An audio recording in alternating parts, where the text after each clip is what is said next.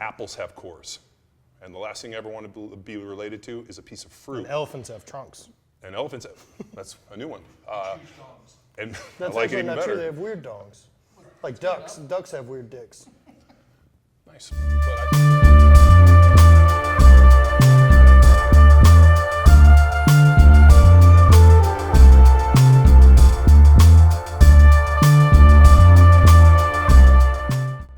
This episode is going to be just way more information about how they start assessing their athletes.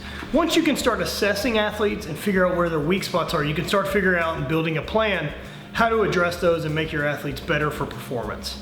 So here's the way John and them started addressing me and started pinpointing where things I should start working on in my own time. nice. You're a power athlete. We differentiate a little bit in training philosophy from most people in that I'm not going to set you up to fail. I believe a lot of coaches can't spot dysfunction or don't have a set of tools to analysis or whatever the fuck the word is. I'm going to make up words. I'm not a doctor or a wordsmith. I'm a rhetorician, so I got to come up with a lot of shit. No. So what we're going to do is we're going to put him through what we call our just basic set of tools so I can evaluate him and also prep him for what we're doing today. Last thing I want to do is ever put my athlete in a bad position. Yeah. We expect our athletes to perform. So with that, I had to develop a set of tools for me to create dysfunction, find it, fix it, and then move on with it. So we're going to start with just our basic ISO stability test, which is called dead bugs. We're going to do our pillars, which is a static hold, and Captain Morgan's, and then we're going to do our basically just lunge twist combo. So we'll start first. All right. So we have Matt on the ground, laying nice and flat, good comfortable position. Head's going to be flat, and he's just going to be relaxing. From this position, I'm going to have him put his hands up like he's sleepwalking. Good, make sure his shoulders are nice and flat on the ground. He's pulling his tummy in, and what I'm going to ask him to do is bring his legs up to match his arms. So he's going to bring his legs up. Great. So he's going to hold in this position. This is what is called our standard dead bug. Hence the name, dead bug. Makes sense. Just basic ISO stability test. You would not believe how many people cannot maintain this basic position. So from this position, I'm going to get him to drop his right hand about 1 inch over his head. This way. Good. And if you notice, nothing changes here. So he didn't arch his back, nothing looks good. If I look, he's got good shoulder flexibility, which means at least on his right side, he's pretty good. Still maintain that leg position. Take this one, drop it over, good. Seems to be symmetrical, means he's got good shoulder flexibility. See how he kind of arched his low back? I still want to paint that good position. Good, you see what he did? He brought his legs forward. Nice. So I'm gonna get him bring his arms back up. Now I want to do the same thing with his legs. I want you to drop that one leg. What I want you to do is maintain this position, really pulling these apart, making sure that that's dorsiflex and it's internally rotated. Not from the ankle, don't that hip. From the hip, good, hip socket. Good, now bring it back up. And I want you to do the other one. Good. Oh, you see how that went way out to the side? I want you to pull that in. I want you to rotate from that hip joint or hip joint from the femur. I want you to maintain, good, making sure that imagine he's got a hot cup of coffee here. And if you notice, that other one can't kind of go as far as the other. So I want to bring him, oh, come on, don't, oh, come on, quitter. Right, so bring it back up to the home position, good, and relax. Just off of the basic diagnostic, I only went through for a few minutes, but we go through pretty more extensively. What I noticed, really good shoulder flexibility, seems to be able to get in that good overhead position. He was able to maintain his trunk, which isn't a shocker, seeing as that he's a thrower, so he's good with rotation, transverse plane. A lot of guys that are throwers and athletes that are used to rotation usually have a pretty strong trunk. Abs are not the definition of a strong trunk, which just means you have a good diet and don't eat it a lot. The one thing, and what I'm always looking for, is symmetry with my athletes. So he brings his right leg up. We were watching the right leg, looks good. The minute that we got to the left leg, all of a sudden, what'd you see? It went way out to the side. So he's lacking flexibility.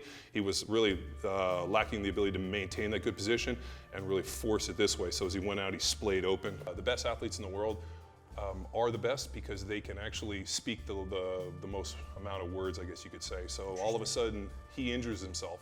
What does his body do? His body finds a way to work around it. It doesn't stop him, which happened to me. I mean, I had injury upon injury. Like I said, I had a broken leg, and I was still able to do my job because I had enough skill about me to be able to move around these injuries. You meet other athletes, one injury, and they can't ever come back. Right. I tear an ACL, and they don't notice. And I didn't think anything's wrong. My knee felt a little funny, but because my hamstrings were strong. Right. So, when you look at the NFL, every single person on that field is injured. And the type of injuries that most people would take 6 to 9 months off of work, but guys get up and they're able to do it. And people are like, how are they able to do it? And I'm like, I believe that it's because they can speak this language of athleticism where their body learns to work around these things. And then what happens is they get to the point where enough shit breaks, And then what happens? There's nowhere to go. And then what happens? Yeah, there's nowhere to fix anything. Yeah, or and then you compensate, fucking yeah. retire, and you hear guys go, man, I could do it today, and then all of a sudden I went on the field and I couldn't do it anymore. And I heard that so many times from old guys just being like, man, I couldn't do it anymore, and it happened to me. I got to the point where I just couldn't do it anymore, and it wasn't because I couldn't do it. It was that enough shit was broken that I couldn't speak the language anymore. So, like any good mechanic, therefore, working with an athlete, you know, there's some things that are going to give you the ability to start doing a diagnostics test, and from there, where you see weaknesses, you can start going into something else. I'm actually noticing how Matt was moving the dead bug. We're going to go into our pillar, which is actually the exact opposite. He was in a supine position. Now we're going to go to a face down, and we're going to challenge him a little bit. Spot. So first things first, we're gonna balance on the right leg here, Matt. So lift that sucker up, engage the glute, reach out, good, and then pick it up, bring it back in. And we're trying to keep a nice level hip shuffle. Now let's try it on the right side and reach out. You can see that sucker kind of twist and drop, and that's what we expected to see. So I want We obviously saw our first two. We're going to change orientation and start working on our lateral side. So he's going to lay down what we call our Captain Morgan. So we usually start with our athletes with their feet kind of stacked on top of each other, and then he's going to move one forward. So he's going to go into position. This hand is going to go to his hip because it wouldn't make sense for the Captain Morgan if it wasn't there. So from this position, I want you to lift up real high. Good. There you go, nice and high, good. And I'm going to start by trying to bring that Bottom knee? bottom knee up into position. Good. It's going to be here. Good. You see how far rotated he is? Yeah. Hips up, hips up. Good. I know this is a bad one. And then bring it back down. Good. And now I want to bring this going. Good. It's a little bit better. Yeah, this is it, yeah, right. That one's great. And then bring it back down. Hips up. right palm on the ground. Yeah, good. They're nice and flat. Good. Up high. And then bring that other one through. Oh, God. Oh, God. So you see he's really kicking up here. Oh, God. And then bring it back down and relax. All right, so we saw that obviously on his left side was real good. Bottom side, not so good. But here's the thing, we spotted it, we pushed him a little bit, but I'm not looking to have him reinforce a bad movement pattern fucking over and over again. So we got what we saw, so now we're gonna flip him on the other side, and we're gonna challenge on the other side when you're ready. Do the top one first, good. Ooh, and then bring it back down, hips up nice and high up. Good. Obviously that's a better one. And bring it back down. Come on. Up, up, up, up, up, up, up. Bring it up, bring it up, bring it up. Bring this one up. Good. Here, bring it up, good.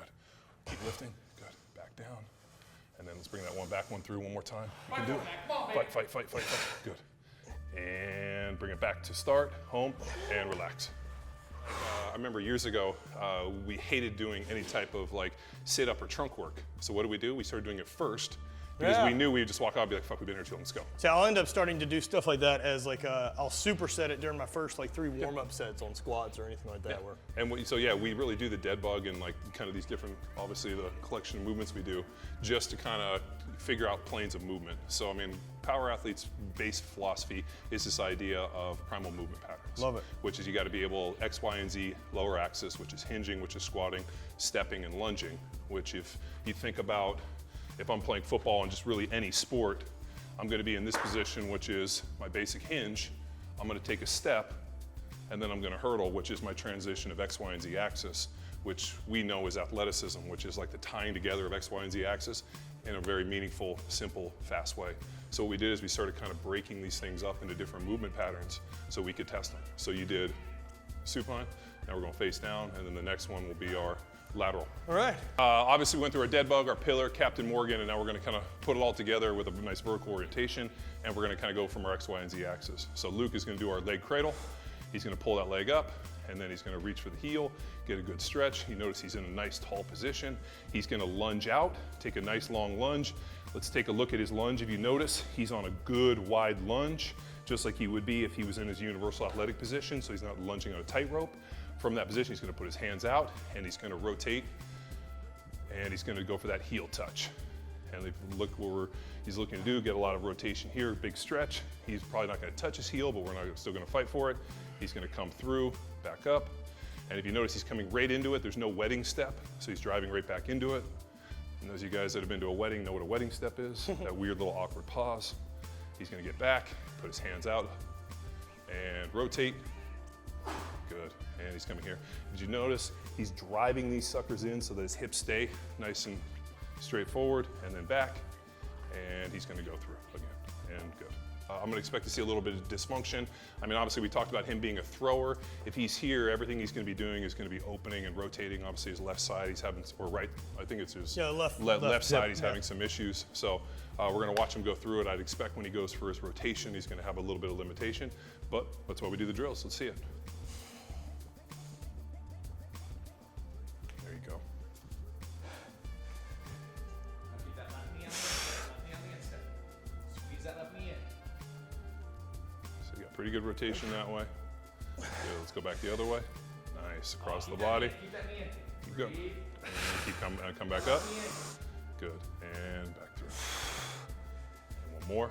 Good. It's on the inside and it destroys your power. So what do? You drive your knee really hard out and get it all outside the box of the foot. Injuries don't come from weakness. Where they come from is if everything's weak, people don't get injured. But all of a sudden you have one side that's dramatically stronger than the other. That weak link, or maybe even, well, not even the weak link, usually the strong side, which is having to do so much work, ends up kind of coming apart at the seams. So when I look for training, I always look for symmetry and balance. If like everything's shit, I'm like, okay, you got a place to work for. But he was really good on one side and he was really struggling on the other. So then I think, okay, he's got something we really got to address so that obviously the strong side doesn't get injured or the weak side doesn't become a limitation for him. This will be great. This is something I can implement to start attacking these weaknesses to kind of build on it. I can do this either during my handful of warm-up sets, I can do it before my workout, or I can do it in the morning to try to address some things to get the body moving and start firing for the rest of the day. That's how I'm going to start trying to edit into my stuff. You should give it a shot as well.